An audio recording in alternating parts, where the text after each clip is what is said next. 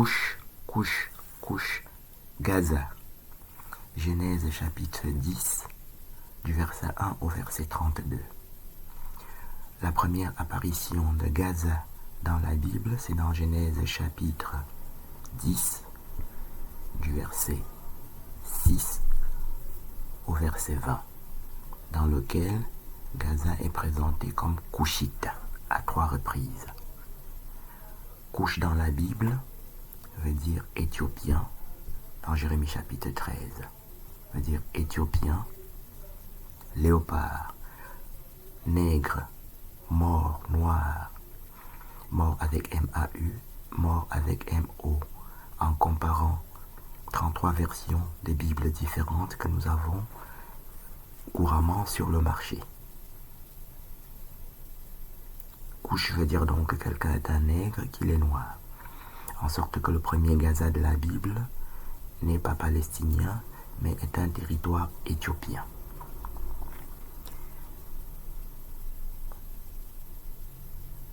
Deutéronome chapitre 2, verset 23.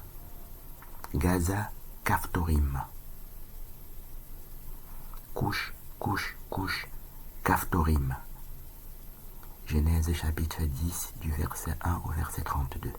Le deuxième Gaza de la Bible apparaît dans Deutéronome chapitre 2 au verset 23. Et il s'appelle donc Gaza Caphtorim. Caphtorim, ce sont les Philistins qu'on trouve dans Genèse chapitre 10, dans lequel il est dit, les fils de Cham, couche, couche, couche. Philistins, Caphtorim, ce sont là les fils de Cham. Genèse chapitre 10, du verset 1 au verset 32. Le deuxième Gaza de la Bible est donc Couchite aussi. Et rappelons que couche veut dire, dans Jérémie chapitre 13 au verset 23, couche veut dire éthiopien, noir, nègre, mort, léopard, panthère. Jérémie chapitre 13 au verset 23, quand on compare les 33 versions des Bibles que nous avons couramment. 8 secondes, c'est la Bible que les catholiques utilisent. Mais il y a la traduction du Monde Nouveau, par exemple des Témoins de Jéhovah, la traduction d'Arby que certains protestants emploient, etc. Et dans Jérémie chapitre 13, Euphrate apparaît à 4 reprises.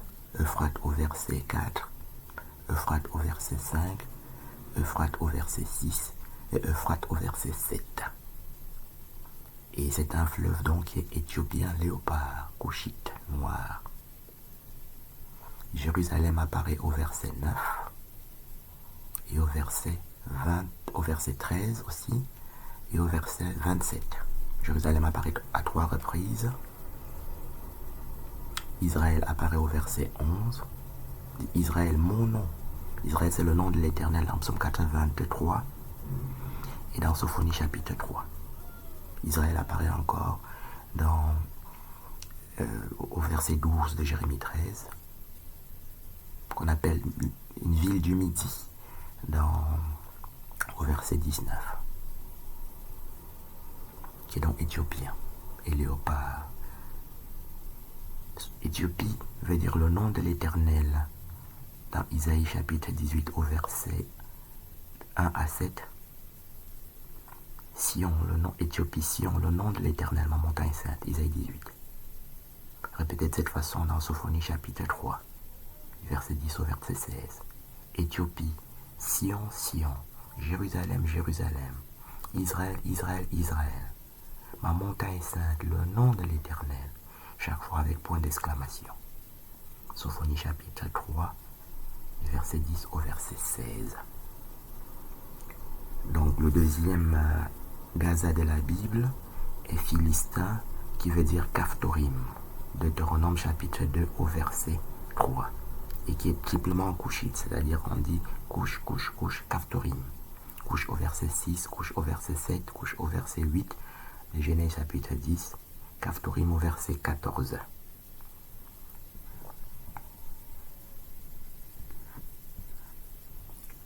Josué chapitre 10, verset 41.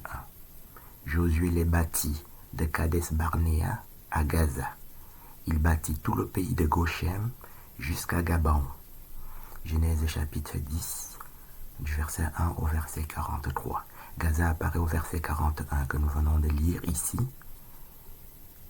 et est donc attaché de manière horizontale à Kades Barnea, à Goshem et à Gabaon, qui sont situationnels, qui sont positionnels, qui sont géographiques. Pour définir Gaza de manière géographique dans Josué chapitre 10, nous allons d'abord commencer par définir Kades Barnea. Kades apparaît plusieurs fois avec Abraham et les autres patriarches dans le livre de la Genèse, mais c'est défini sous forme de Kades Barnea en un mot comme ça, Kades Barnea, et qui puisse être défini facilement. Il apparaît dans Deutéronome chapitre 1. Deutéronome chapitre 1 au verset 2, je lis: il y a 11 journées depuis Horeb, par le chemin de la montagne des Séhir jusqu'à Kades Barnea. Donc ici nous avons deux possibilités pour définir Kades Barnea dans Deutéronome chapitre 1 au verset 2. On a Horeb qui est très facile à définir. Horeb, c'est la montagne sainte de Dieu. Moïse fuit quand il est en Égypte dans Exode chapitre 2.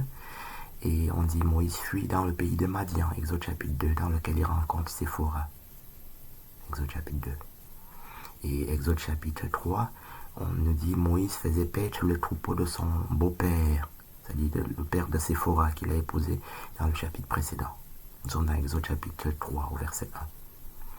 Et il faisait paître le troupeau de son beau-père au pied de la montagne de Dieu à Horeb, terre sainte, Madian, au verset 5 de Exode chapitre. Montagne sainte, buisson ardent, Exode chapitre 3. Horeb se définit donc comme montagne de Dieu. Horeb, terre sainte, qui est Madian, puisque le beau-père et Séphora sont Madian, dans Exode chapitre 2. Ça donne donc Horeb, montagne sainte, terre sainte. Et terre sainte se définit dans Actes des Apôtres chapitre 3 comme Madian, terre sainte. Exode chapitre 3, Madian, terre sainte. Actes des Apôtres chapitre 7, Madian, terre sainte. Sinaï, du verset 29 au verset 33. On dit Moïse, Sinaï, terre sainte, Madian. Ça c'est donc la première façon de définir Kades Barnea, en passant par Deutéronome chapitre 1. Nous sommes ici sur la troisième apparition de Gaza dans la Bible. Gaza apparaît 33 fois dans la Bible, et chaque fois, il est couchite, éthiopien. Couche dans la Bible veut dire Éthiopie léopard, que quelqu'un est un Éthiopien, un noir, un nègre, en comparant toutes sortes de Bibles qui existent. Voilà. Comparant les 33 versions de Bible.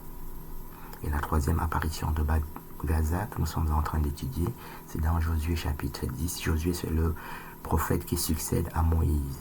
Les 5 premiers livres de la Bible qu'on appelle le Pentateuque sont écrits par Moïse, qui sont dans Genèse. Et puis après la Genèse, on a Exode. Après Exode, on a le Lévitique. Après le Lévitique, on a le livre des Nombres. Et le 5e livre, c'est le Deutéronome. Et Moïse meurt dans Deutéronome chapitre 34. Et c'est la fin du Pentateuque. Et le livre qui suit après, c'est Josué, c'est le successeur de Moïse, qui entre dans Jérusalem. Et il termine l'Exode en entrant dans Jérusalem. Et dans la troisième apparition de Gaza dans la Bible, se trouve donc dans Josué chapitre 10. Et c'est Lidon, Kades Barnea, Gaza, Goshem, Gabaon. Et Kades Barnea, de manière qu'on puisse le définir, apparaît dans Deutéronome chapitre 1, du temps de Moïse. Et c'est lit Horeb, Kades Barnea. Horeb se trouve dans Exode chapitre 3 et c'est lit Horeb, montagne de Dieu, Madian, terre sainte. Exode chapitre 3, donc verset 1 au verset 5, qui est répété de cette façon-là dans Actes des Apôtres au chapitre 7 du verset 29 au verset 33. On dit Moïse, Sinaï, Madian, terre sainte. Apôtres chapitre 7.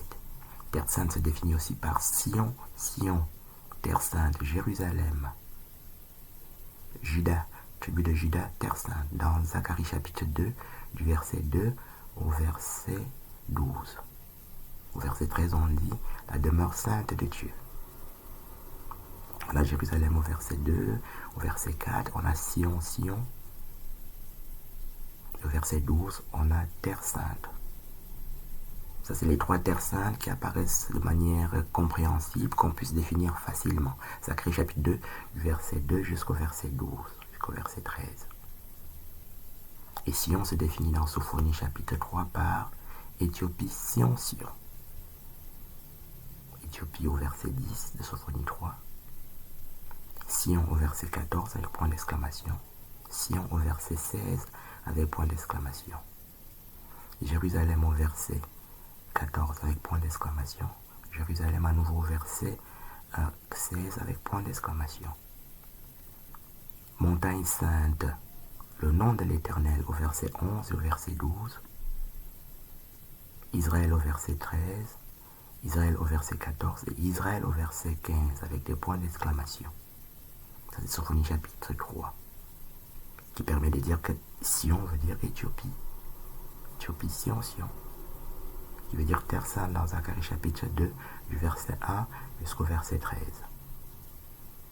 Appelée sainte demeure de Dieu. Que toute chair fasse silence devant l'Éternel des armées, car il s'est réveillé de sa sainte demeure. C'est le dernier verset de Zacharie 2, verset 13.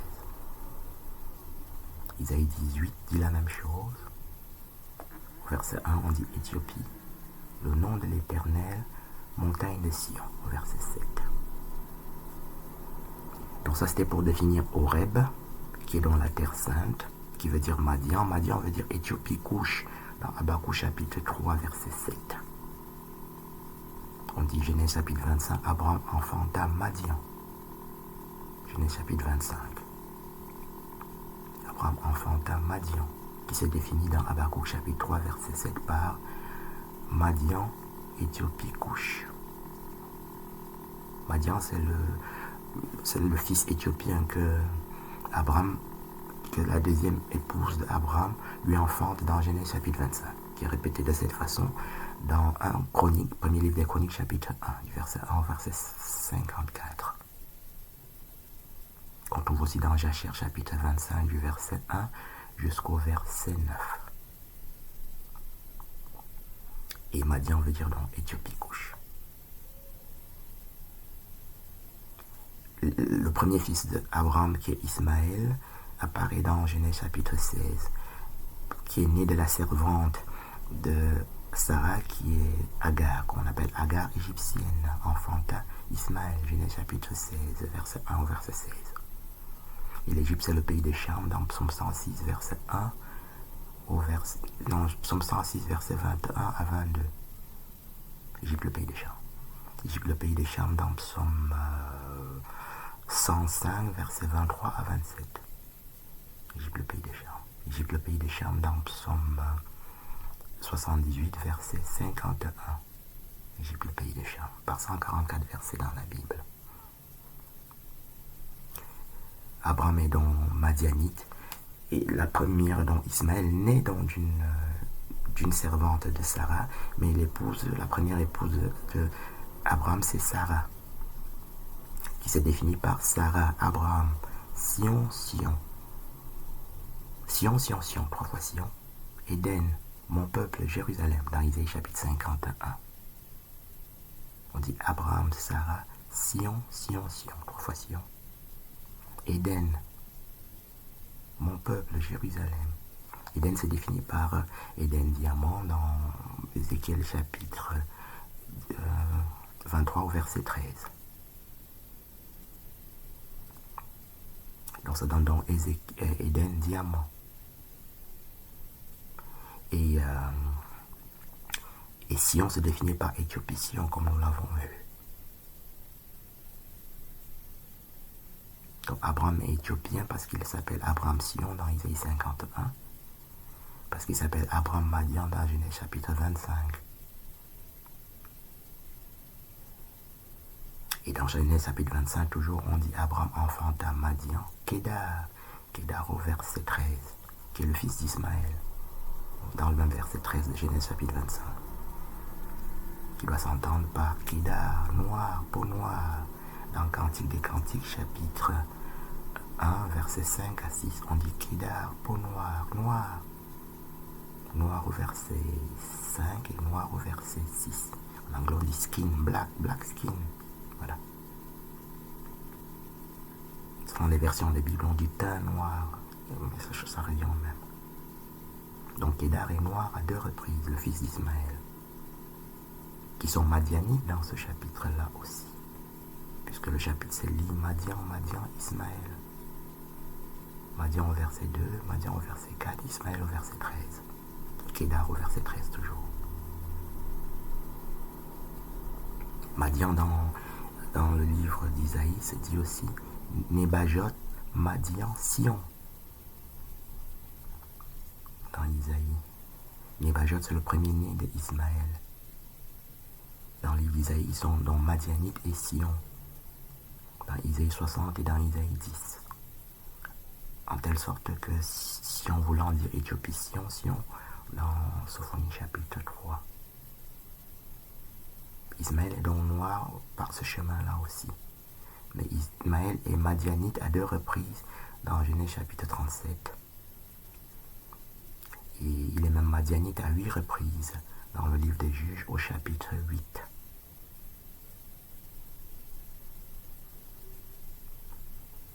Donc on dit Juges chapitre 8, on dit Madian, à 7 reprises Ismaël. Voilà. Ismaël et Madian veut dire chaque fois Éthiopie, Madian, Couche. Donc Ismaël et Madianite dans Genèse 25, dans Genèse 37 et dans Juges chapitre 8. Et même dans Psaume 83, à 144 reprises dans la Bible. On était en train de définir Horeb, qui veut dire Kades Barnea, et qui est la 3e apparition de Gaza dans la Bible. Dans Josué chapitre 10, verset 41. Le deuxième mot qu'on peut définir, c'est Gabaon. Josué chapitre 10 au verset 41, c'est dit Josué bâtit de Kades Barnea à Gaza. Il bâtit tout le pays de Goshen jusqu'à Gabaon. On a défini Kades Barnea. Maintenant, nous pouvons définir Gabaon qui apparaît dans Josué chapitre 9, c'est-à-dire le chapitre avant chapitre 10, et qui se lit au verset 3. Josué chapitre 9, verset 3. Les habitants de Gabaon, de leur côté, lorsqu'ils apprirent de quelle manière Josué avait traité Jéricho et Haï. Jéricho, c'est la terre sainte qui apparaît dans Josué chapitre 5. Dans Josué chapitre 5, Josué rencontre le Christ qu'on appelle le chef de l'armée de l'Éternel. Et ça se passe à Jéricho, qui se dit, et Jésus lui dit la même chose. Jésus, c'est la personne que Moïse avait déjà rencontrée sur la montagne sainte, dans Exode chapitre 3. Il lui dit la même chose. Il dit, retire tes souliers, car là, le lieu où tu te tiens est une terre sainte. Josué chapitre 5. 1 Corinthiens chapitre 10 du verset 1 au verset 11 nous dit que c'était le Christ qui parlait à Josué et qui parlait à Moïse. Et il a dit la même chose, retire tes souliers car le lieu où tu te tiens est une terre sainte. Exode chapitre 3. Retire tes souliers car le lieu où tu te tiens est une terre sainte. Actes des Apôtres chapitre 7. Il répète la même chose dans Josué chapitre 5. On en parle parce que Gabaon veut dire Jéricho, dans Josué chapitre 9. Et dans Josué chapitre 5, Jéricho voulait dire donc, Josué chapitre 5, on dit, Josué chapitre 5, retire tes souliers, le lieu où tu te tiens est une terre sainte. C'est le Christ qui parle ainsi à Josué, dans Josué chapitre 5. Ça veut donc dire que terre sainte veut dire, Jéricho veut dire aussi, c'est défini par Jéricho, terre sainte, et terre sainte, nous l'avons vu, veut dire dans Exode chapitre 3, terre sainte Madian. Exode chapitre 3, terre sainte Madian, Sinaï, dans Actes des Apôtres chapitre 7. C'est la définition de Jéricho. Aïe apparaît pour la première fois dans Genèse chapitre 12, quand Abraham sort de Babylone dans Genèse chapitre 11 pour s'installer à Canaan, c'est-à-dire à Jérusalem, Canaan, et Aï se trouve là dans Genèse chapitre 12, qui est Canaan. Donc Aï se définit par Canaan, Aï, Bethel, et Bethel veut dire Bethléem dans Genèse chapitre 32 et dans Genèse chapitre 35, et même dans Genèse chapitre 48, ce qui se lise donc Bethel, Bethléem, Aï, Canaan, pays de Canaan. Voilà, ça c'était donc la deuxième façon de définir Gaza. Dans Josué chapitre 9. Dans Josué chapitre 10, donc, on avait dit que Gaza s'appelait Gabaon. Et dans Josué chapitre 9, Gabon veut dire Gabaon. Jéricho, Aï. Jéricho, c'est la terre sainte, dans Josué chapitre 5. Il reste le troisième item positionnel qui est Goshem, dans Josué chapitre 10, qui est la troisième apparition de Gaza dans la Bible. Josué chapitre 10, la troisième apparition de Gaza, se lit aussi Gaza, Goshem. Et Goshem, apparaît pour la première fois dans Genèse chapitre 45. Et c'est Joseph qui avait été vendu par ses frères dans Genèse chapitre 37. Ses frères, les 12 tribus ont vendu Joseph, qui est la 11e tribu, et le 11e fils de Jacob. Ils l'ont vendu dans Genèse 37 à des Ismaélites. Et c'est dans Genèse 37 qu'on dit Ismaélites, Madianites. Voilà. C'est là qu'ils achètent donc Joseph, qui est vendu. Et les Ismaélites le vendent comme esclave en Égypte. Et là-bas, Dieu délivre Joseph, le 11e fils de Jacob. Jacob, c'est le petit-fils d'Abraham, dans Genèse chapitre 25, que nous avons vu. Et il devient gouverneur de l'Égypte dans Genèse chapitre 45. Et dans le livre de dans Genèse chapitre 47, on voit Pharaon Ramsès. Genèse chapitre 47, du verset 7 au verset 11. Et à la mort de Pharaon Ramsès, dans le livre de Jachère, Joseph devient même Pharaon, en succession de Pharaon Ramsès. Nous sommes dans Genèse chapitre 45, où Goshem apparaît pour la première fois. Et au verset 10, Genèse chapitre 45, verset 10, Joseph, qui apparaît au verset 9, envoie chercher son père Jacob à Canaan, parce qu'il y a la sécheresse là-bas. Il envoie ses frères chercher leur père à Canaan pour venir habiter en Égypte avec. Parce qu'entre-temps, ses frères sont venus et l'ont rencontré en Égypte parce qu'il y avait eu de la sécheresse. Il a pardonné à ses frères le mal que ses frères lui avaient fait. Il a envoyé ses frères chercher le papa. Je vais lire tout le passage. Genèse chapitre 45, verset 9. Hâtez-vous de remonter auprès de mon père, c'est Joseph qui parle, et vous lui direz 2 points. Ainsi a parlé ton fils Joseph, 2 points. Dieu m'a établi seigneur de toute l'Égypte. Descends vers moi, ne tarde pas. Verset 10. Tu habiteras dans le pays de Goshen, et tu seras près de moi, toi, tes fils, et les fils de tes fils, tes brebis et tes bœufs, et tout ce qui est à toi. Verset 13. Racontez à mon père toute ma gloire en Égypte, et tout ce que vous avez vu, et vous ferez descendre ici au plus tôt. Et vous ferez descendre ici mon père au plus tôt. Genèse 45, du verset 1 au verset 8. Nous avons lu le verset 9, où Égypte apparaît. Le verset 10, où Goshem apparaît. Le verset 13, où Égypte apparaît à nouveau. Donc pour positionner Goshem, on peut dire Égypte, Goshem, Égypte. Et ça veut dire que Goshem se trouve en Égypte. Or, nous avons vu que Égypte était le pays de Cham. Dans Psaume 106, verset 21 à 22. Dans Psaume 105, verset 23 à 27. Dans Psaume 78, verset 51. Et que dans Genèse 10, on avait vu que, Genèse chapitre 10, verset 1, verset 32, on dit les fils de Cham. Couche. Gaza, ce sont là les fils de Cham. Couche au verset 6, couche au verset 7, couche au verset 8, Gaza au verset 19, et ce sont là les fils de Cham au verset 20.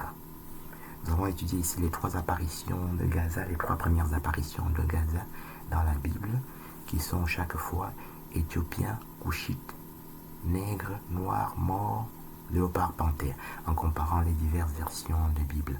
Nègre n'est pas une insulte, parce que voilà, certaines versions de Bible emploient ce mot-là. Je veux dire, remplacent noir par nègre. D'autres versions remplacent Couchite par éthiopien, ou par nègre, ou par noir, ou par mort. Voilà. C'est ce qu'on trouve quand on lit 33 versions de Bible. Compte tenu de la gravité des choses que nous sommes en train de dire, chaque verset a été matché, c'est-à-dire a été lu et comparé dans sa pertinence et son exactitude dans 33 versions de Bible différentes et a été confirmé comme vrai. C'est ce que nous venons de produire ici. Josué, chapitre 11. Il ne resta point de géants d'Anakim dans le pays des enfants d'Israël. Il n'en resta qu'à Gaza, à Gath et à Asdod. Josué chapitre 11 du verset 1 au verset 23. Nous avons lu le verset 22, qui est donc le 4e Gaza de la Bible. Ici, Gaza est donc horizontalement attaché à Gath et à Asdod, qui eux-mêmes apparaissent pour la première fois à cet endroit. Quant à Gaza, c'est le 4e Gaza.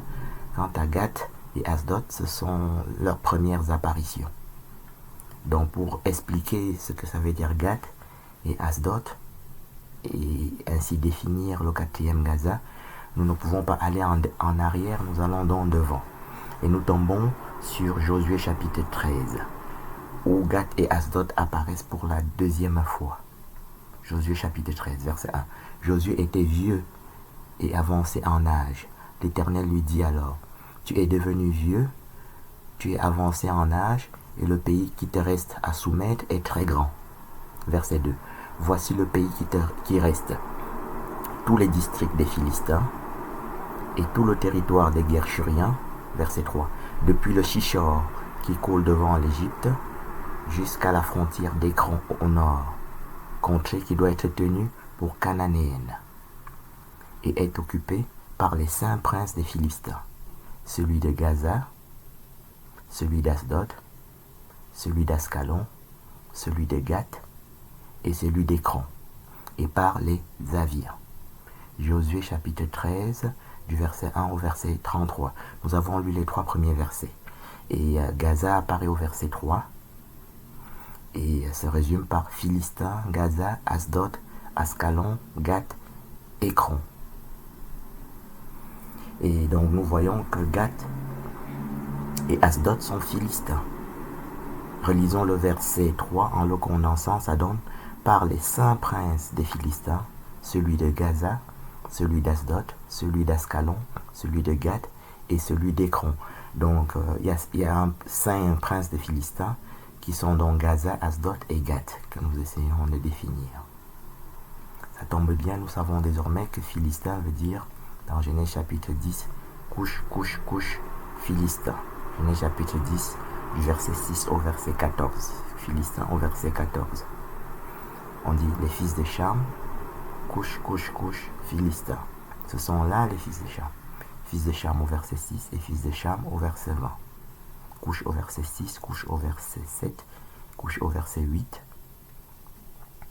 et Philistin au verset 14, qui est donc triplement couchite, comme nous l'avons déjà vu. Le 5e Gaza, c'était donc ça, puisque le 4e, c'est Josué chapitre 11, qui s'explique par Josué chapitre 13, que nous venons de lire, qui nous explique que Gath et Asdod sont Philistins, comme Gaza lui-même, comme on l'avait déjà vu auparavant. Le 6e Gaza de la Bible est toujours dans le livre de Josué, dans Josué chapitre 15, qui nous donne en fait les limites, les frontières d'Israël. On dit au verset 1 de Josué chapitre 15, la tribu de Juda, et on explique la frontière d'Israël, la part qui revient à Jérusalem, Juda. Juif, Jérusalem et Juda, c'est la même chose dans la Bible. Juda, c'est la 4e tribu, le 4e fils de Jacob.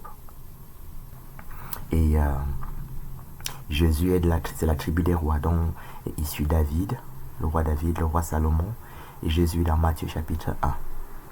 Matthieu chapitre 1, verset 1, on dit généalogie de Jésus-Christ, fils de David, fils d'Abraham. Voilà. En sorte que Jésus-Christ, qui est descendant de David et de Salomon, appartient à la tribu de Juda. Dans le livre de Zacharie, Christ est défini comme étant un sacrificateur, c'est-à-dire un prêtre qui est à la fois un prêtre et un roi. Comme on trouve aussi dans le psaume 110. On dit tu es sacrificateur, c'est-à-dire prêtre à toujours, selon l'ordre de Melchisédek. Qu'on trouve aussi dans Genèse chapitre 14. Tous les l'épître d'Hébreux expliquent ça. Dans la tribu de Juda, on nous explique sa frontière. Tribu de Juda à la partie 1, c'est le partage d'Israël aux 12 tribus. Verset 1, tribu de Juda. Verset 2, limite frontière sud. Sud veut dire méridional. La frontière au sud, c'est la Grande Mer, qu'on dit aussi midi.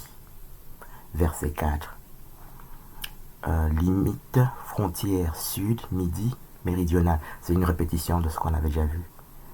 Donc, verset 5, la frontière est orientale, orient, mer, c'est le Jourdain et la Grande Mer aussi.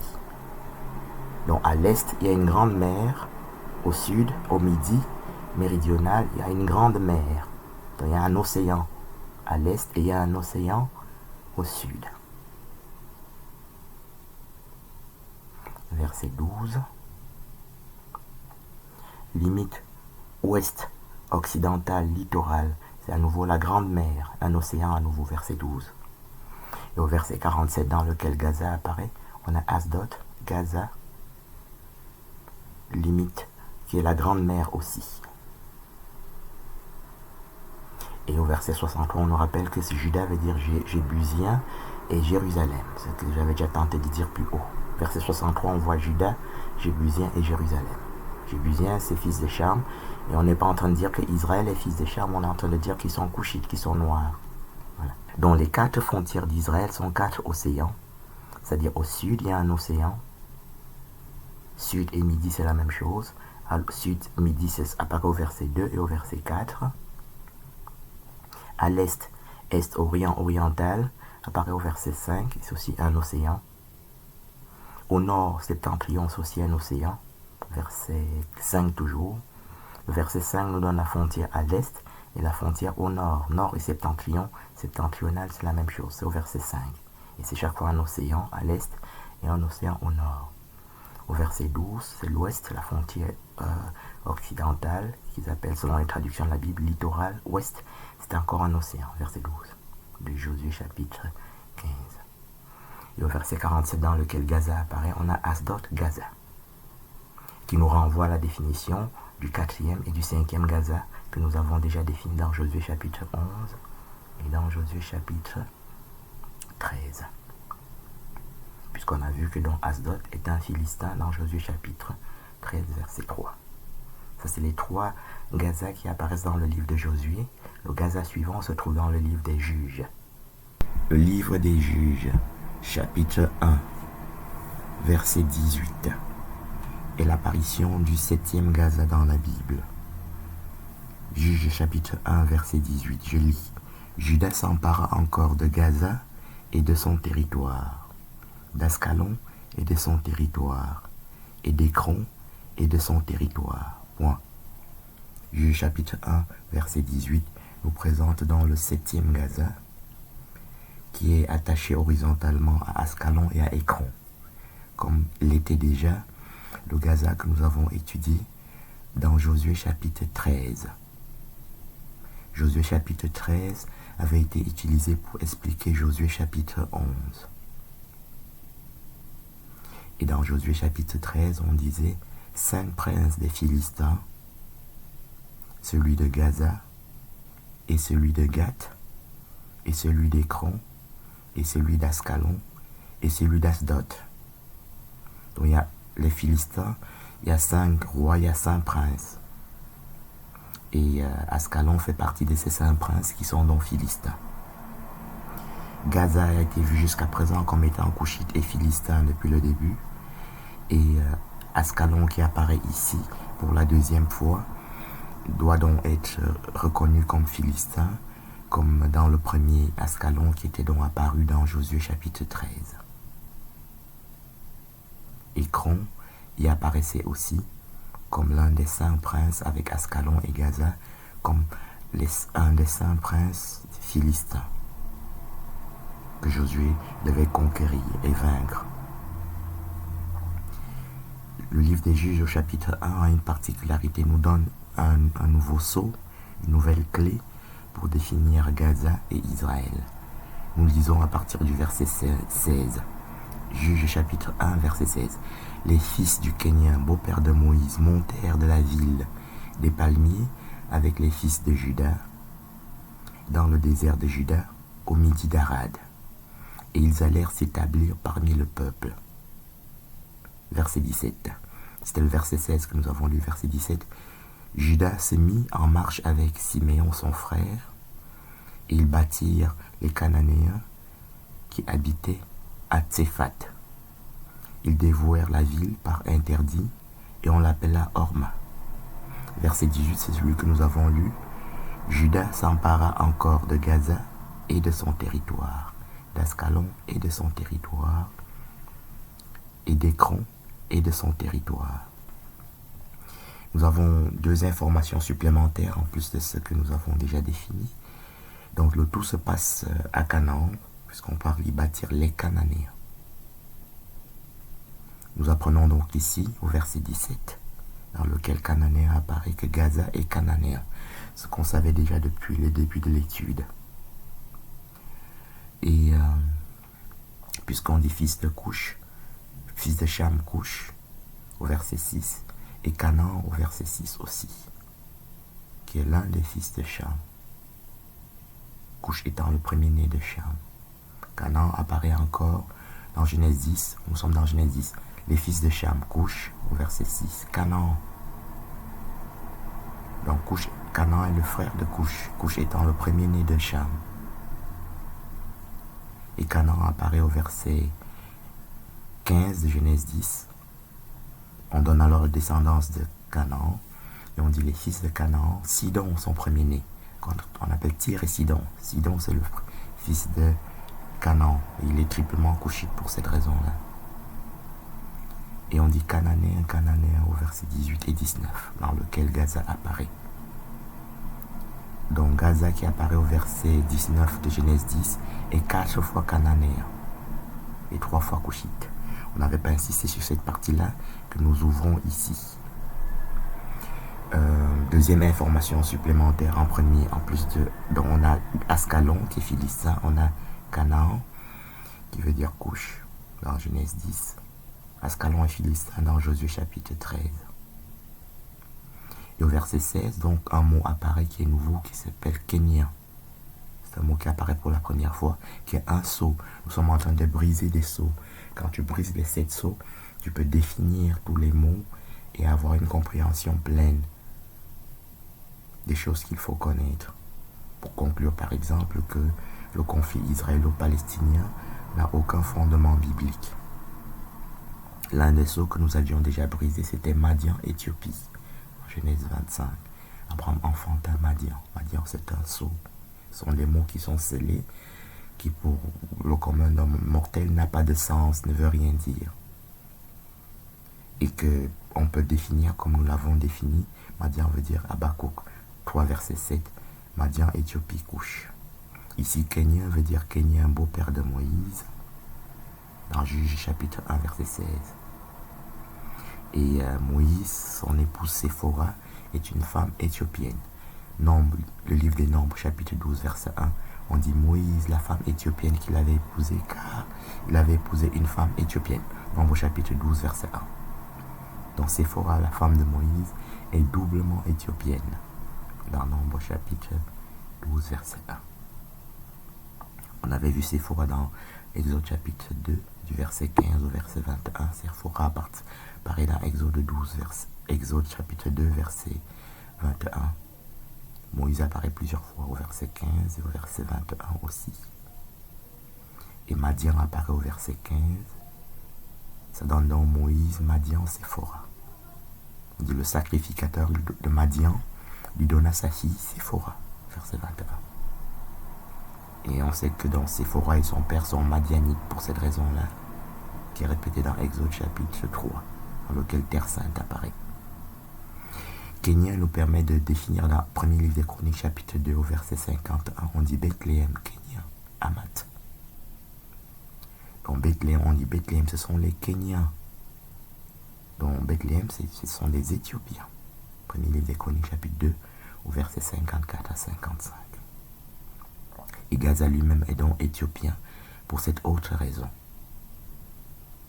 Donc on a défini 3 clés ici, au verset 18 de Juge 1, Gaza et Ascalon.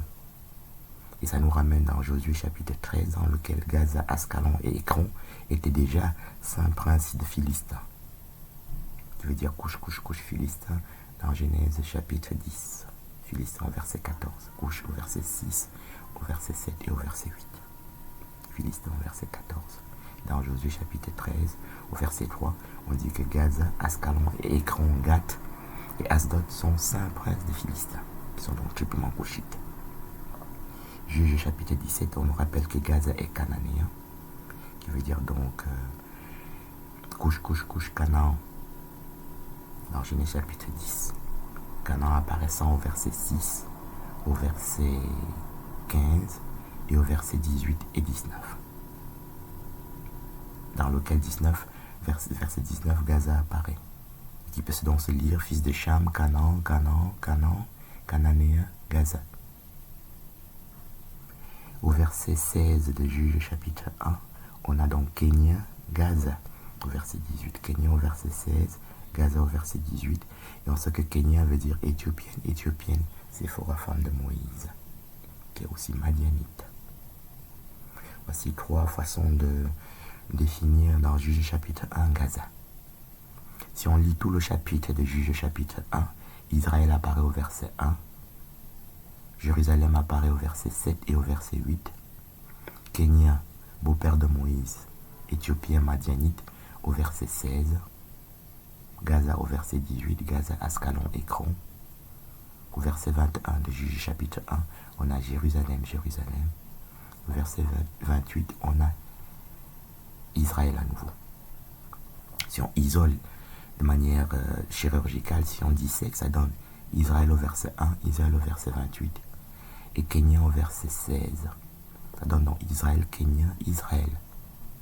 Bon, Israël est verticalement attaché à Kenya, qui veut dire donc Éthiopie. Si on dissèque à nouveau de manière chirurgicale, on a Jérusalem au verset 7 et Jérusalem au verset 21. Ça donne donc Jérusalem au verset 7, Kenya au verset 16, Jérusalem au verset 21. Jérusalem est donc comme Israël attaché verticalement à Kenya, beau-père de Moïse, éthiopienne Séphora, Madian. Et selon la même méthode de dissection, on a Gaza qui est aussi attaché verticalement à Kenya.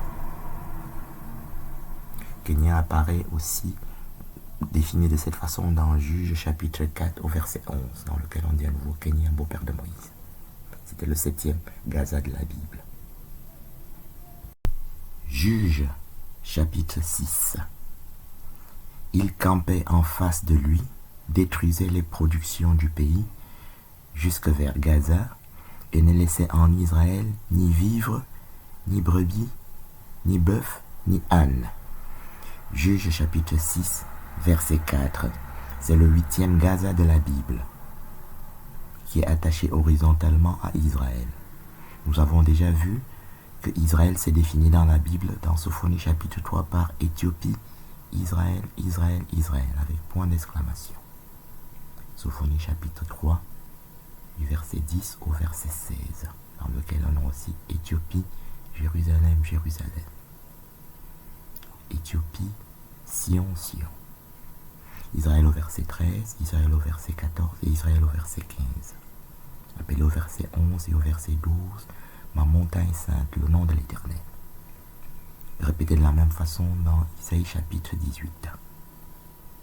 Donc Gaza peut être substitué et défini comme Gaza Éthiopie, puisque Gaza est Gaza Israël, qui correspond dans Sophonie 3 à Éthiopie Israël. Quand on lit tout le chapitre, nous avons étudié ici, travaille le verset 4, dans lequel Gaza apparaît et que Gaza est attaché horizontalement, c'est-à-dire Gaza, Israël. Juge chapitre 6, verset 4. Quand on lit le chapitre entier du verset 1 au verset 40, Israël apparaît 14 fois, Madian apparaît 11 fois. Et le Jourdain apparaît au verset 33, sous forme de Madian-Jourdain. Le Jourdain est dans un fleuve madianite, qui est aussi un fleuve Sion. Donc Jérémie chapitre 50 se lit Sion, Sion, Jourdain. Et nous savons que Sion veut dire Éthiopie, Sion, dans Sophonie chapitre 3. Ici nous avons dans une nouveauté, et Jourdain est madianite, dans Juge chapitre 6 au verset 33, qui se lit donc Madian, Jourdain. Madian, le Jourdain. Le livre des Juges chapitre 6 au verset 33. Donc, horizontalement, le Jourdain est madianite de manière incontestable au verset 33, mais il est 11 fois madianite dans ce chapitre-là. Madian apparaît au verset 1, au verset 2. Donc, au verset 1, on dit Israël, Madian. Au verset 2, on dit Madian, Israël, Madian, Israël. Au verset 3, on dit Israël, Madian. Au verset 4, nous l'avons étudié, on dit Gaza, Israël. Au verset 6, on dit Israël, Madian, Israël. Au verset 7, on dit Israël, Madian. Au verset 8, on dit Israël, Israël. Au verset 11, Gédéon, c'est le prophète qui est dans ce chapitre-là. C'est un prophète qui est un juge en Israël. Au verset 11, on a donc Gédéon, Madian. Au verset 13, on a Madian. Au verset 14, on a Israël, Madian. Au verset 15, on a Israël, 16, Madian. Et 33, on a Madian, Jourdain. Israël apparaît à nouveau au verset 36 et au verset 37. Israël apparaît donc, je répète, 14 fois dans Juge chapitre 6. Et Madian apparaît 11 fois. Et le Jourdain est donc un fleuve 11 fois madianite.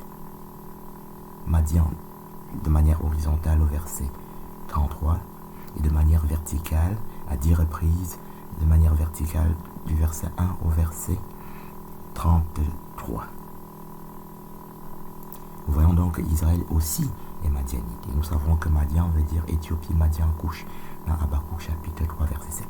Nous venons d'étudier ici le 8e Gaza de la Bible qui apparaît dans Juge chapitre 4 au verset, dans Juge chapitre 6 au verset 4, qui se lit en résumé Gaza, Israël. Livre des Juges chapitre 6 au verset 4. Et on avait défini Israël par Éthiopie, Israël, Israël, Israël, dans Sophonie chapitre 3. Gaza et Israël et Jourdain sont 11 fois madianites dans tout le chapitre 6, du verset 1 au verset 40. De manière très significative, le Jourdain, qui était déjà un fleuve Sion, dans Jérémie chapitre 50, qui se lit Sion, Sion, Jourdain, est ici un fleuve Madian, à 11 reprises. Israël aussi est madianite. Ça, c'est les 3 informations qu'il fallait savoir dans Juge chapitre 6, qui est le 8e Gaza de la Bible. Juge chapitre 16, verset 1. Samson partit pour Gaza. Il y vit une femme prostituée et il entra chez elle. On dit aux gens de Gaza, Samson est arrivé ici. Et ils l'environnèrent et se tinrent en embuscade toute la nuit à la porte de la ville. Ils restèrent tranquilles toute la nuit, disant, au point du jour, nous le tuerons. Verset 3.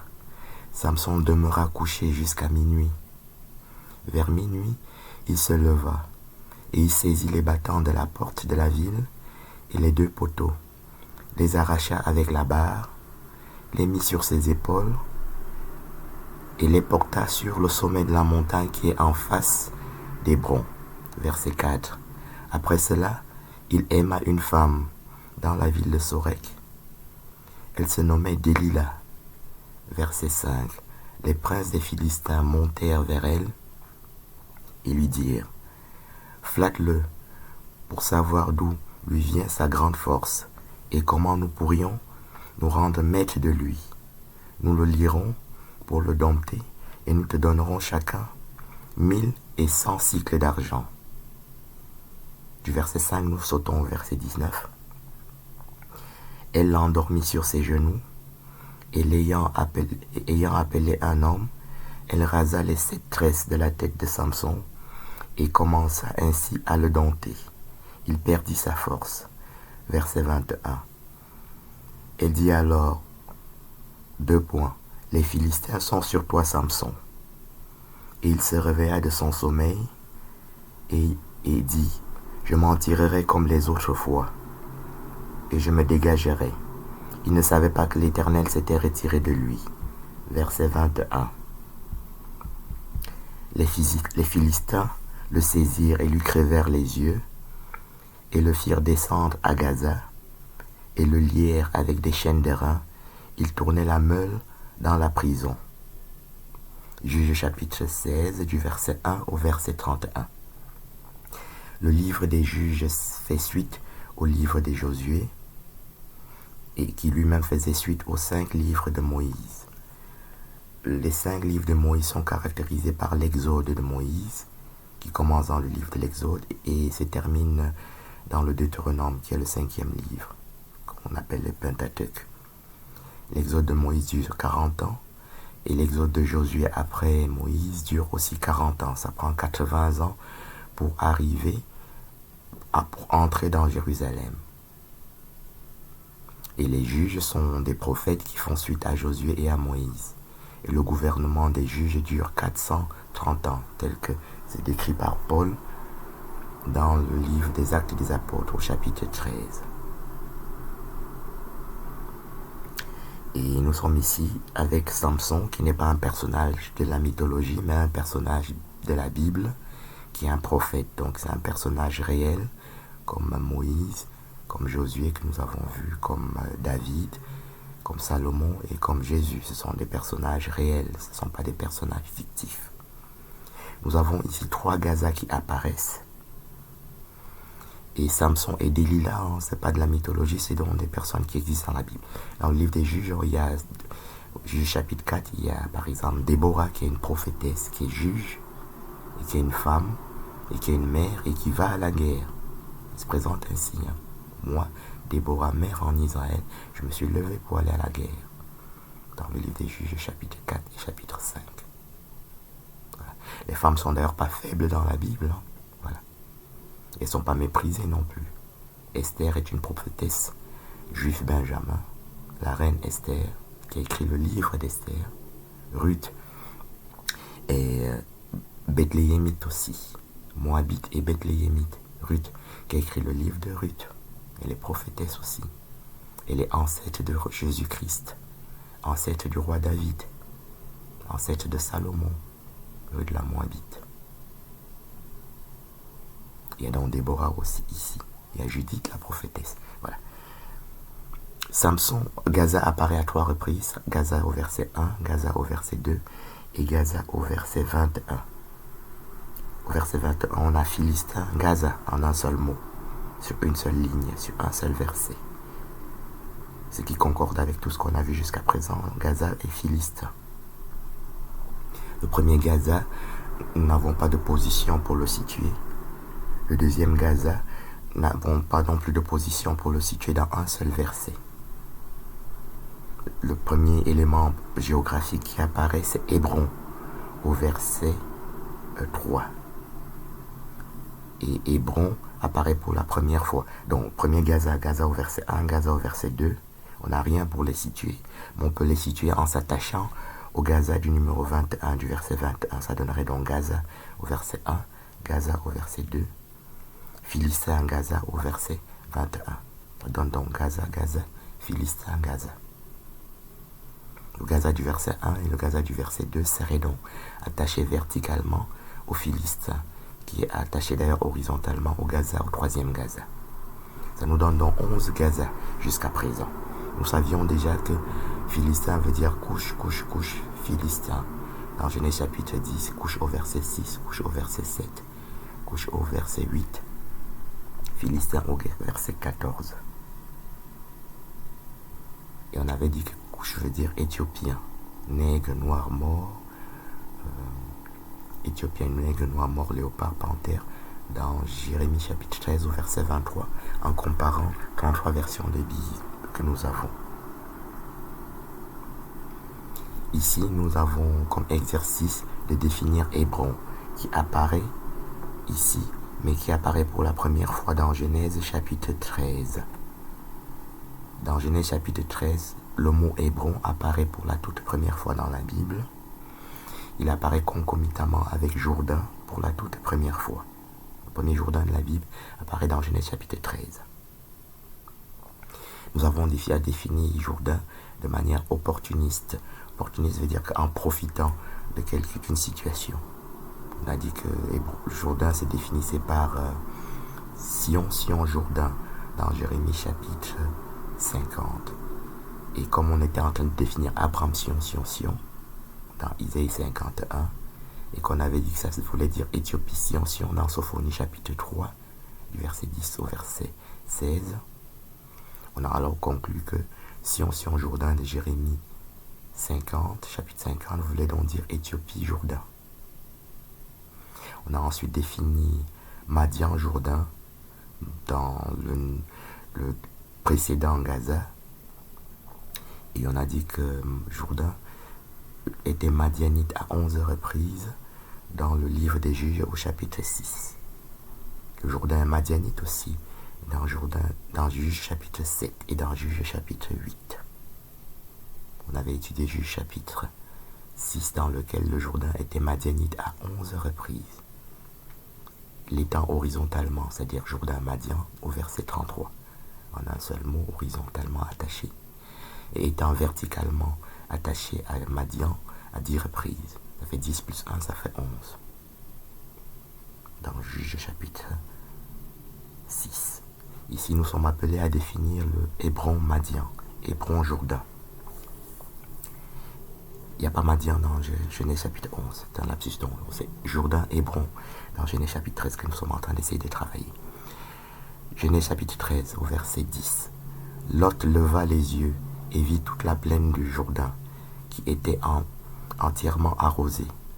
Avant que l'Éternel eût détruit Sodome et Gomorrhe, c'était jusqu'à Tsoar comme un jardin de l'Éternel, comme le pays d'Égypte. Ça c'est le verset 10 qui nous dit que Jourdain veut dire Sodome et Gomorrhe, Tsoar et Égypte. Tsoar et Égypte c'est la même chose.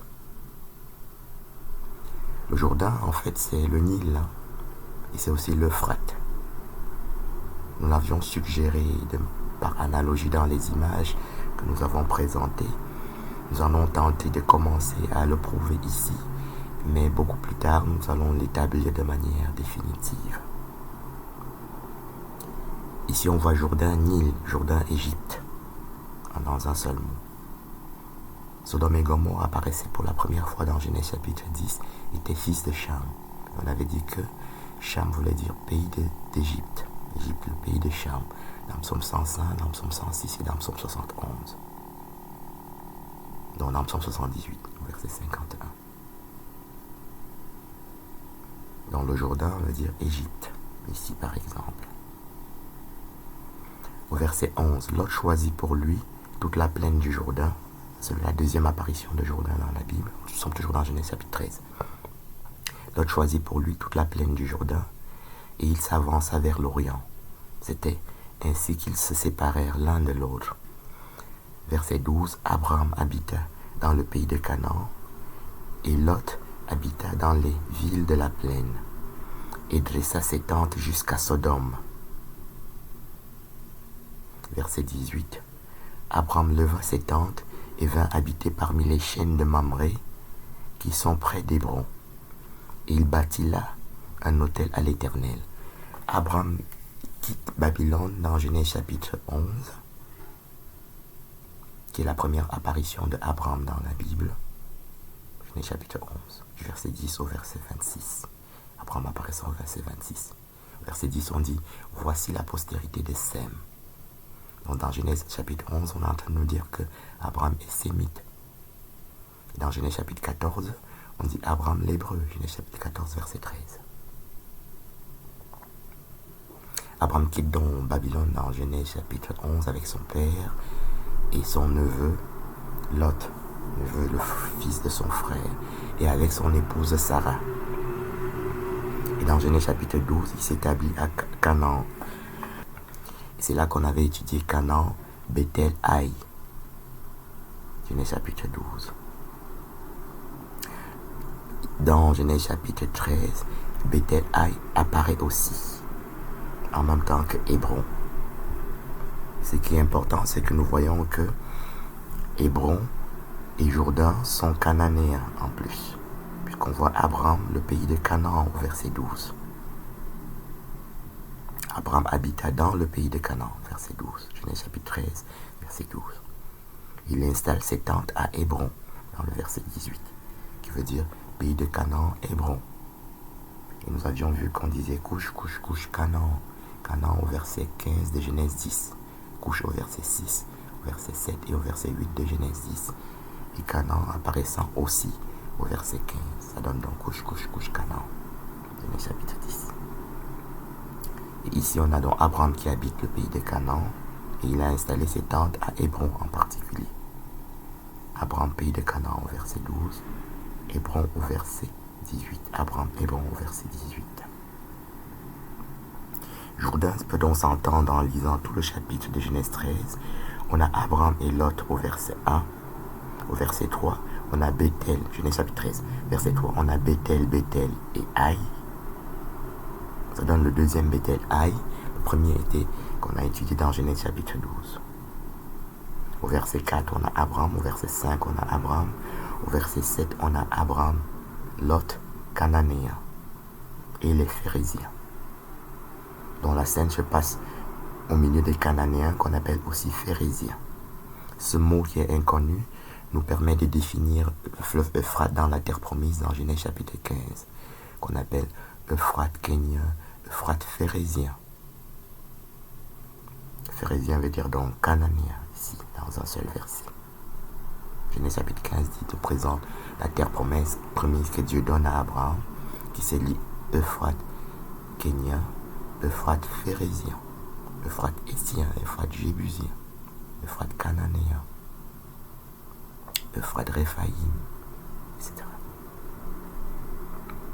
Et phérésien se trouve ici. Euphrate kénisien, Euphrate cadmonien sont tous des mots qui sont inconnus. Et quand un civil, quand un profane lit ces mots, c'est le cas de l'Antéchrist, il pense que ces mots sont cacophoniques et n'ont aucune signification. Or, tous les mots ont une signification. Un enfant de 10 ans qui est premier de la classe, tu lui donnes ces mots, il te trouve la définition. Quelqu'un qui est premier de la classe en 6e, en 3e, en terminale, tu lui donnes ça, il trouve ça. Hein. Voilà. C'est vraiment une erreur pour l'Antéchrist d'avoir pensé que les mots sont cacophoniques. L'homme est un homo sapiens sapiens parce que sapiens veut dire intelligent. Parce qu'il est 2 fois intelligent. Doublement intelligent. Voilà. N'importe quel premier de la classe, comme ça, même en faculté de droit, hein, pas sûr que tu en bois la bière. Et tu lui donnes, il trouve ça. Hein. Maintenant, une première année d'ingénieur, et tu lui donnes, le premier de la classe, il trouve ça. Parce que quand tu es premier de la classe, tu sens comme si tu avais une responsabilité. Quand tu dis de trouver quelque chose, tu trouves. Ce qu'on appelle chercheur à l'INSERM en France, tu lui donnes, il trouve ça. Voilà. Donc Euphrate phérésien dans Genèse chapitre 15, qui est la terre promise, se trouve ici. Ça veut dire cananéen phérésien. Genèse chapitre 13, verset 7. Au verset 8, on a Abraham Lot. Au verset 10 et 11, on a Jourdain. Jourdain au verset 10, Jourdain au verset 11. Abraham apparaît à nouveau au verset 12. Et sous forme de Abraham, le pays de Canaan. Et au verset 18, on a Abraham, Mamré, Hébron. Le tout résumé, ça donne que Jourdain veut dire cananéen. Au verset 7. Il veut dire aussi phérésien, qui veut dire cananéen lui-même. Et ça veut dire pays de Canaan au verset 12. Et que Hébron lui-même veut dire pays de Canaan, cananéen. C'est Genèse chapitre 13 qui était la première apparition de Jourdain et la première apparition de Hébron. Sarah, l'épouse d'Abraham, meurt au verset 23 de Genèse, dans Genèse 23, et on nous décrit Hébron avec beaucoup plus de détails comme étant aussi cananéen. Donc ce qu'on a dit ici est répété à plusieurs reprises, même avant Genèse chapitre 23, mais est répété encore de manière plus abondante dans Genèse chapitre 23, parce que c'est les funérailles de Sarah. On dit Hébron, Canaan, Heth, Étien. Donc on dit Kirjat Arba. Sarah meurt à Kirjat Arba, qui est Hébron, dans le pays de Canaan. Et Abraham achète le premier sépulcre, le sépulcre des patriarches, au fils de Heth. Heth et Étien apparaissent plusieurs fois dans Genèse chapitre 23, qui est le tombeau des patriarches. Sarah est la première patriarche qui est enterrée dans Genèse chapitre 23. Après, c'est Abraham qui meurt et qui est enterré dans Genèse chapitre 25. Et puis, c'est Isaac qui meurt dans Genèse chapitre 35. Et puis, dans Genèse chapitre 49, c'est Jacob qui meurt et y est enterré. Et à cette occasion, Jacob nous rappelle tous les patriarches qui y sont enterrés, à savoir Sarah et Abraham et Sarah, son épouse, Isaac et Rebecca, son épouse. Genèse chapitre 49. Jacob rappelle tout le monde qui est enterré. Isaac et Rebecca, son épouse. Léa, qui est l'épouse de Jacob, qui est morte avant Jacob.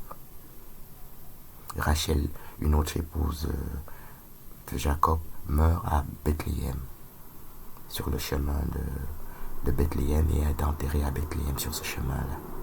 Et n'est pas donc enterrée dans le sépulcre des patriarches. Mais dans Genèse 49, on nous rappelle que Abraham et Sarah y sont enterrés. Isaac, qui est le fils d'Abraham. Isaac et Rebecca, son épouse, y sont enterrés. Léa, épouse de Jacob, le petit-fils d'Abraham, y est enterré lui-même.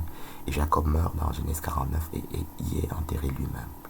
Et ça veut donc dire Canaan, Heth, Étien. Heth, c'est le fils de Canaan. On dit les fils de Canaan. Sidon, son premier-né. Heth et les Jébusiens. Heth, c'est le deuxième fils de Canaan, dans Genèse chapitre 10. Genèse chapitre 10, verset 15. Les fils de Canaan. Sidon, son premier-né. Heth et les Jébusiens.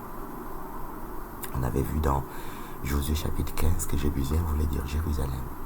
Dans tout le livre des Juges, Jébus et Jébusien veut dire la même chose, Jébusien, Jérusalem. Qui sont cananéens. Qui se lisent donc couche, Heth, couche, Jébusien, couche, Canaan, dans Genèse chapitre 10. Nous avions donc ici le Gaza numéro 9, le Gaza numéro 10 et le Gaza numéro 11. Nous avons étudié jusqu'ici 11 territoires de Gaza qui nous permettent de confirmer la conclusion que nous avions déjà prise juste au chapitre précédent, que donc le conflit israélo-palestinien n'a aucun fondement biblique, parce que Gaza dans la Bible est couchite et il n'est pas palestinien, et que c'est une grosse erreur de l'Antéchrist et même de tous les autres protagonistes de ce conflit, y compris l'ONU, sont des abrutis qu'on trouve dans des endroits comme ça. Deuxième livre de Samuel, chapitre 6, verset 17. Voici les tumeurs d'or que les Philistins donnèrent à l'Éternel en offrande pour le péché. Une pour Asdod, une pour Gaza, une pour Ascalon, et une pour Gath, une pour Écron. Donc du temps du roi David, les Philistins se sont emparés de l'arche de l'Alliance et il leur est arrivé plusieurs problèmes de santé. Outre que l'arche de l'Alliance empêchait leur dieu païen de régner. Voilà. Donc ils ont attrapé tous des hémorroïdes et les saints princes des Philistins ont consulté leurs devins et leurs enchanteurs pour savoir ce qu'ils devaient faire. Et les sorciers philistins ont dit aux saints princes des Philistins qu'il fallait renvoyer l'arche de l'Alliance en Israël, chez David, en même temps qu'il fallait faire un sacrifice de culpabilité pour le péché. Et c'est ça qu'ils sont en train de faire ici au verset 17. Donc les saints princes des Philistins qu'on avait déjà vus auparavant, dans Juges chapitre 11 et dans Juges chapitre 13, ici sont Josué chapitre 11 et Josué chapitre 13, ici sont en train de faire un sacrifice de culpabilité, conformément à ce que leurs prêtres païens ont ordonné. Je relis donc. Voici les tumeurs d'or que les Philistins donnèrent à l'Éternel en offrande pour le péché. qu'on appelle sacrifice de culpabilité un peu plus haut dans ce chapitre. Une pour Asdod, une pour Gaza, une pour Ascalon, une pour Gath, une pour Écron. Ce sont les 5 princes des Philistins qu'on a déjà étudiés précédemment, qui sont donc Gaza philistin. Gaza donc est toujours philistin, et le 12e Gaza dans le 2e livre de Samuel, chapitre 6, est philistin. Samuel, c'est le prophète, le dernier prophète de la lignée des juges. C'est le dernier juge en Israël. Voilà. Le livre des juges se termine et le livre de Samuel commence. Et Samuel est le dernier juge, prophète en Israël. Et c'est lui qui oint le premier roi en Israël, qui est le roi Saül, de la tribu de Benjamin, qui est roi pendant 40 ans. Et après lui, il y a le roi David, qui est aussi roi pendant 40 ans sur Israël. Et c'est David qui unifie Israël, c'est-à-dire Samarie qui est Israël et Juda qui est Jérusalem. Et le roi David règne 33 ans sur Israël unifié. Il a d'abord régné 7 ans sur Israël qui n'était pas uni. Il a régné 40 ans aussi. Son fils Salomon, après lui, règne aussi 40 ans. Et Israël est divisé à nouveau après la mort du roi Salomon. On vient d'étudier ici le 12e Gaza qui est Gaza philistin, comme on avait déjà vu dans quelques Gaza auparavant. 13e Gaza. Premier livre des rois, chapitre 4, verset 24. Il dominait sur tout le pays, de l'autre côté du fleuve, depuis Tishsak jusqu'à Gaza, sur tous les rois de l'autre côté du fleuve. Il avait la paix de tous les côtés alentours. C'est le règne du roi Salomon. Et on nous présente ici, Salomon, roi de David, fils du roi David. On nous présente donc ici Tishsak Gaza. C'est un mot qui est nouveau. Et nous allons essayer de le définir. Deuxième livre des rois, chapitre 15, verset 16. Alors Menaïm frappa Tishsak et tous ceux qui y étaient, avec son territoire. Depuis Trista, il la frappa parce qu'elle n'avait pas ouvert ses portes. Menaïm, c'est un roi de Samarie. Donc le roi Salomon meurt dans le premier livre des rois, chapitre 4, que nous sommes en train d'étudier. C'est le règne du roi Salomon. Et conformément à Psaume 72, on dit « Il régnera de la mer à la mer, du fleuve jusqu'aux extrémités de la terre ». Répété dans Psaume 89. Les prophéties du roi David pour son fils, Psaume 72 et Psaume 89. Il régnera du fleuve jusqu'aux extrémités de la terre. C'est le fleuve Euphrate qui est le Nil et qui est le centre du monde dans la Bible, y compris dans le livre des Maccabées. Du Euphrate jusqu'aux extrémités de la terre, dans le livre des Maccabées. Conformément à Psaume 472 et Psaume 89. Qu'on est en train d'expliquer ici en partie. Le règne du roi Salomon, fils du roi David, se termine dans le premier livre des rois, chapitre 11, quand il meurt, après 40 ans de règne. Et son fils Roboam prend du succès dans le premier livre des rois, chapitre 12. Ici, nous sommes donc dans le deuxième livre des rois, chapitre 15, au verset 16. Le royaume a été divisé en deux, c'est-à-dire la Samarie, Israël en haut, qui sont les 10 tribus nord, et en bas il y a la tribu de Juda et la tribu de Benjamin. Et quelques prêtres lévites, puisque Jérusalem, c'est là qu'il y a... Juda veut dire Jérusalem, c'est le temple de Jérusalem. Et c'est là que donc il faut quelques prêtres lévites. Voilà. Donc il y a 2 tribus qui restent en bas, dans le sud, et 10 tribus dans le nord.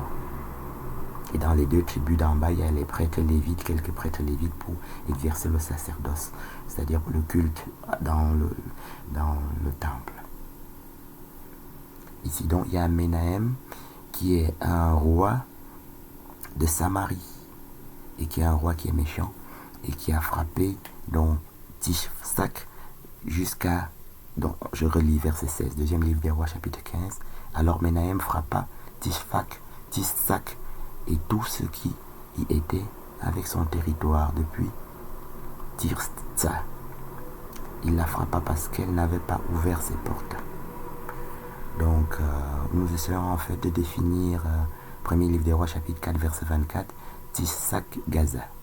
Et si on a un deuxième élément pour nous permettre d'avancer, Tisac s'appelle Tisac Tista. Donc, il y a deux mots. Il y a Tifsac depuis Tirsa. Voilà. Et Tirsa se trouve un peu plus bas, y compris même dans le livre du Cantique des Cantiques. On dit tu es belle, Tirsa, comme Jérusalem. Cantique, livre des Cantiques, chapitre 6. Tirsa veut dire Jérusalem en fait. Mais c'est un des enfants de petits-fils de Joseph que nous avons étudié, qui se trouve dans le livre des Nombres, chapitre 26. Livre des Nombres, chapitre 26, verset 28, qui est le dénombrement d'Israël. Joseph, qui est donc la 11e tribu, Benjamin, c'est la 12e tribu. On a déjà étudié Joseph un peu auparavant. Ici, on nous donne la descendance de Joseph, ses fils et ses petits-fils. Au verset 28, on donne les fils de Joseph. Verset 28, Nombre 26, chapitre 26, verset 28. Les fils de Joseph selon leur famille, Manassé et Éphraïm. Ce sont les deux enfants qu'il a eus quand il était en Égypte et qu'il est devenu gouverneur, puis pharaon, comme on avait étudié précédemment. Et quand il envoie chercher son père Jacob, dans le livre de la Genèse, quand son père arrive, il était tellement heureux de le revoir parce qu'il vivait comme un mort-vivant. Quand Joseph a été vendu par jalousie par ses frères, les gens parlent parfois de racisme, mais dans une même tribu, ce qu'on appelle le tribalisme, qui est le racisme rapporté à l'échelle d'une tribu, est même plus grave que le racisme comme on voit en général. Et la jalousie dans une seule famille est même encore beaucoup plus grave, comme on le voit ici. Les frères de Joseph, les 11 tribus, en particulier ses 10 aînés, les 10 tribus aînées, puisque lui il est la 11e tribu et que son frère Benjamin était trop petit pour être mêlé à ça. Ses frères aînés étaient tellement jaloux de lui, parce qu'il était le préféré de son papa, parce qu'il est le fils de Rachel, et que Rachel était la préférée de son papa aussi. Que ses frères l'ont été trop jaloux et ils l'ont vendu en esclavage alors qu'il n'avait rien fait. Ils sont allés dire au papa que un lion a dévoré son fils, voilà, qu'une bête sauvage a dévoré Joseph. Et ça a été un choc tellement grave pour son papa que le papa Jacob vivait depuis cette date-là comme un mort-vivant. Depuis Genèse chapitre 37, il vivait comme un mort-vivant. Et c'était même plus grave que ça parce que dans le livre de Jachère, et dans le livre des Jubilés, on explique qu'il y a eu 3 morts dans la tribu de Jacob qu'on appelle Israël. Jacob veut dire Israël dans Genèse chapitre 32 et dans Genèse chapitre 35. Et dans Genèse chapitre 49, c'est les noms que Dieu lui a donnés. Dieu lui dit, on ne t'appellera plus Jacob, on t'appellera Israël. Et même dans Genèse chapitre 28. Voilà. Et il y a eu 3 morts. Déborah, servante de Rachel, est morte suite à la disparition comme ça de Joseph, parce qu'on le croyait, tout le monde le croyait mort. Voilà. Donc il y a eu Déborah, servante nourrice de Rebecca. Rebecca, c'est l'épouse d'Isaac qui est morte donc. Et il y a eu Dina qui est morte aussi. Voilà. Il y a eu Dina qui est morte. Rachel meurt dans Genèse 48. Donc il y a eu 3 morts en Israël suite à la mort suite à la disparition quand Joseph a été vendu en esclavage. Donc nous sommes en train de lire la descendance de Joseph ici. Nombre chapitre 28, verset 28. Fils de Joseph selon leur famille, Manassé et Éphraïm, ça ce sont ses 2 fils. Quand Jacob arrive, il adopte les fils. Quand il arrive en Égypte, il adopte, il prend ces enfants-là comme ses fils. Ce qui fait que on ne compte pas la tribu de Joseph. Quand on compte les 12 tribus, on ne compte plus la tribu de Joseph, on compte 2 demi-tribus. Voilà. Parce que Joseph devient 2 demi-tribus. Une demi-tribu qui est Manassé, une demi-tribu qui est Éphraïm. Verset 29. Les fils de Manassé, de Makir descend la famille des Makirites. Makir engendre Galad, on dit Euphrate Galad. De Galad descend la famille des Galadites. Verset 30.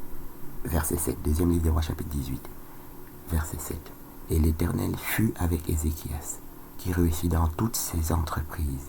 Il se révolta contre le roi d'Assyrie et ne lui fut plus assujetti. Verset 8. Il battit les Philistins jusqu'à Gaza et ravagea leur territoire depuis les tours de garde jusqu'aux villes fortes.